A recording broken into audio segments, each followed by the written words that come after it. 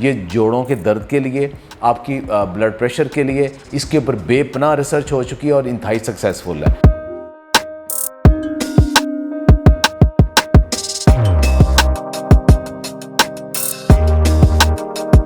अस्सलाम वालेकुम। चाय एक आपकी ज़िंदगी की, आपकी फूड का एक अहम आइटम है कि जो हर बंदा चाय किसी न किसी शक्ल में रोज़ाना एक या कई कप पीता है। और रूटीन की जो हमारी ब्लैक टी, दूध पत्ती है, उसके बहुत सारे नुकसानात अब आ चुके हैं। अब आहिस्ता आहिस्ता लोगों को इसका अदराक हो गया है कि आप ग्रीन टी की तरफ आएँ, हर्बल टी की तरफ आएँ, आपकी सेहत के लिए अच्छी है।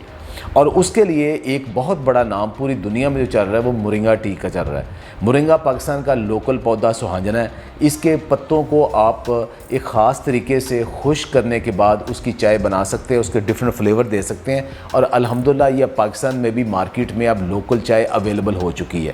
अब ये चाय आप खाने के बाद भी पी सकते हैं, दिन में कई दफ़ा पी सकते हैं। ये जोड़ों के दर्द के लिए, आपकी ब्लड प्रेशर के लिए और डायबिटीज़ को कंट्रोल करने में ख़ास तौर पे और कैंसर से बचाने के लिए इसके ऊपर बेपनाह रिसर्च हो चुकी है और इंतहाई सक्सेसफुल है।